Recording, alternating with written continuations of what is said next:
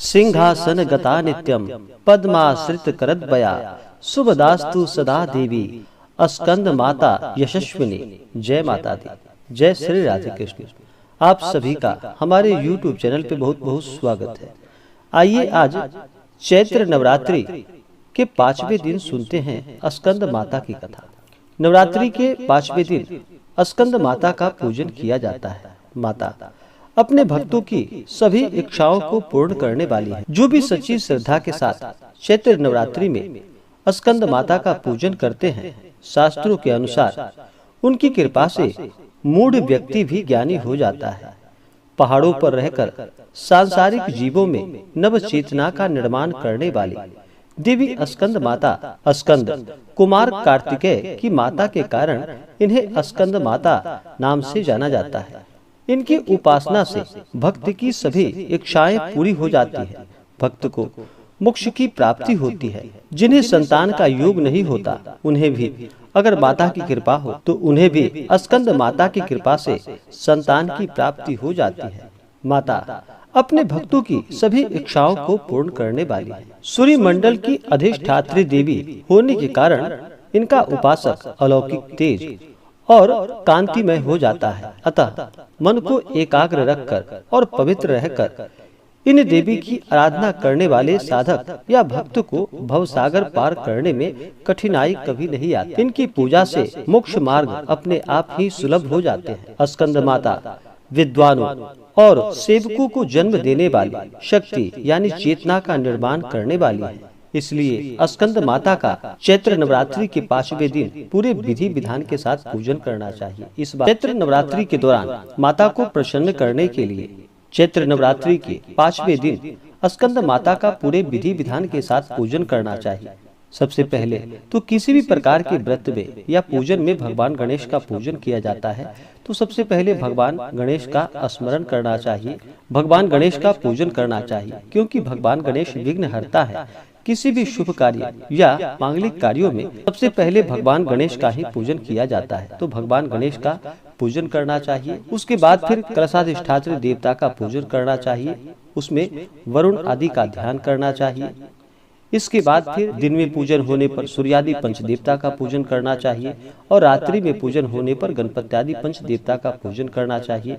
नवरात्रि के दौरान माता चतुर्खष्टी योगिनी, खोडश मातृका, सप्तघृत मातृका का पूजन करना चाहिए। माता महाकाली, महालक्ष्मी, महासरस्वती का पूजन करना चाहिए। नौ दुर्गा देवी का पूजन करना चाहिए। हर दिन माता के अलग अलग स्वरूपों का पूजन किया जाता है, तो जिस दिन भी जो पड़े उनका पूरे विधि विधान के साथ उस दिन पूजन करना चाहिए।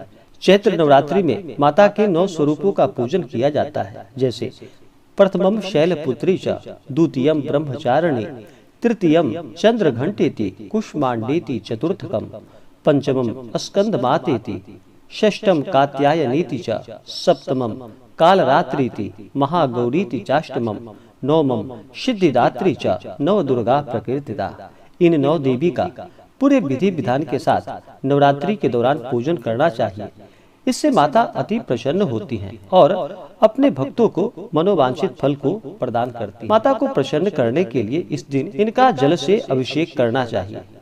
माता का पंचामृत से अभिषेक करे या अलग अलग दूध, दही, घी, मध, शक्कर आदि से माता का अभिषेक करे।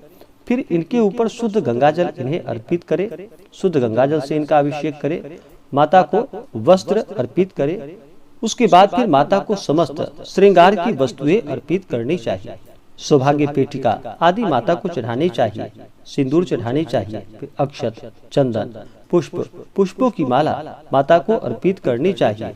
फिर धूप और दीप दिखा करके उसके बाद फिर अनेक प्रकार का नैवेद्य अपने श्रद्धा और सामर्थ्य के अनुसार दूध से बने हुए माता को मिठाई का भोग लगाना चाहिए। जितने भी प्रकार के फल होते हैं उतने प्रकार के फल माता को अर्पित करने चाहिए। विशेष प्रकार से स्कंद माता को केला अवश्य ही अर्पित करनी चाहिए और माता को फल आदि भी अर्पित करनी चाहिए। आप अपने श्रद्धा और सामर्थ्य के अनुसार जितने भी प्रकार के नैवेद्य हो आप माता को अर्पित करें। उसके बाद फिर माता को नैवेद्य के बाद आचमनी जल से कराए। फिर उनको द्रव्य और दक्षिणा चढ़ाएं। फिर पुंगी फल तांबूल अर्पित करें। साथ में लौंग इलायची अवश्य ही चढ़ाना चाहिए। पुंगी फल, जिसे कि सुपारी को पुंगी फल कहा जाता है, और तांबूल यानी कि पान पत्र माता को साथ में लौंग और इलायची डाल करके अर्पित करनी चाहिए। इसके बाद फिर दुर्गा सप्तशती का पाठ करना चाहिए या श्रवण करना चाहिए, दुर्गा चालीसा का पाठ करना चाहिए, कवच, अर्गला, कीलकम आदि स्तोत्रों का पाठ करना चाहिए। अगर यह भी ना संभव हो तो श्री सप्त अश्लोकी दुर्गा, इसका पाठ श्रवण करना चाहिए या पाठ करना चाहिए। इन 7 श्लोकों में संपूर्ण दुर्गा पाठ का पुण्य फल बताया गया है। अगर जो भी भक्त सच्ची श्रद्धा के साथ श्री सप्तश्लोकी दुर्गा का पाठ कर लेते हैं, उन्हें 7 श्लोक के माध्यम से ही संपूर्ण सप्तशती पाठ का फल प्राप्त होता है। किसी भी प्रकार के कार्य में सबसे पहले तो नियम और निष्ठा का होना अति अनिवार्य है। उसके बाद भक्ति भाव, श्रद्धा और विश्वास के साथ ही पूजन करना चाहिए। इससे माता अति प्रसन्न होती हैं और अपने भक्तों पर अपना कृपा प्रदान करती हैं। चैत्र नवरात्रि के दौरान नियमों का पालन करना चाहिए। चैत्र नवरात्रि के दौरान किसी के ऊपर क्रोध नहीं करनी चाहिए। अपने मन में किसी के प्रति ईर्ष्या या द्वेष का भाव नहीं लाना चाहिए। सदा ही धर्म का आचरण करते रहना चाहिए। अपने से बड़ों का सदा ही आदर और सम्मान करना चाहिए। चैत्र नवरात्रि के दौरान किसी भी स्त्री का या कुमारी कन्याओं का बिल्कुल भी अपमान नहीं करना चाहिए। जहाँ पर स्त्री का अपमान होता है, वहाँ से माता स्थिर लक्ष्मी रुष्ट होकर चली जाती हैं। इसलिए कभी भी महिलाओं का बिल्कुल भी अपमान ना करे, सदा ही धर्म का आचरण करे। ब्रह्मचर्य का पालन नवरात्रि के दौरान करना चाहिए। इन दिनों तामसिक वस्तुओं का प्रयोग बिल्कुल भी नहीं करना चाहिए। मांस, मदिरा, लहसुन, प्याज आदि का प्रयोग बिल्कुल भी नहीं करना चाहिए। जहाँ तक हो सके उपवास रह करके व्रत को करना चाहिए। अगर उपवास ना रह पाए तो एक समय फलाहार ग्रहण करके व्रत को करें। अगर यह भी संभव ना हो तो दिन में फलाहार सेवन करें और रात्रि में अगर चाहे तो आप सात्विक आहार एक समय भोजन ग्रहण कर सकते हैं। आपकी जितनी क्षमता हो उसके अनुसार व्रत को रखना चाहिए और निष्ठा के साथ, भक्ति भाव के साथ चैत्र नवरात्रि का व्रत करना चाहिए। नव दुर्गा देवी का पूजन करना चाहिए। इससे माता अति प्रसन्न होती हैं और अपने भक्तों को मनोवांछित फलों को प्रदान करती हैं। स्कंद माता के पूजन के दौरान इनके मंत्रों का जप करना चाहिए। इससे माता अति प्रसन्न होती हैं। मंत्र: या देवी सर्वभूतेषु मां स्कंद माता रूपेण संस्थिता, नमस्तस्यै नमस्तस्यै नमस्तस्यै नमो नमः।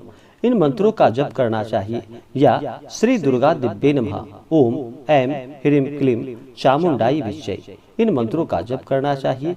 इससे माता अति प्रसन्न होती हैं और अपने भक्तों की सभी इच्छाओं को पूर्ण करती हैं। तो आशा करता हूँ कि यह जानकारी आपको अच्छा लगा हो। ऐसे ही ज्ञानवर्धक जानकारियाँ प्राप्त करने के लिए हमारे इस चैनल को लाल बटन दबा करके सब्सक्राइब करें, साथ में बेल आइकन घंटी दबाएं ताकि मेरी वीडियो का नोटिफिकेशन आपके पास सबसे पहले पहुंचे। वीडियो को लाइक और अपने मित्रों तथा दोस्तों के साथ शेयर करें। सुखी रहें और स्वस्थ रहें। जय श्री राधे कृष्ण। धन्यवाद।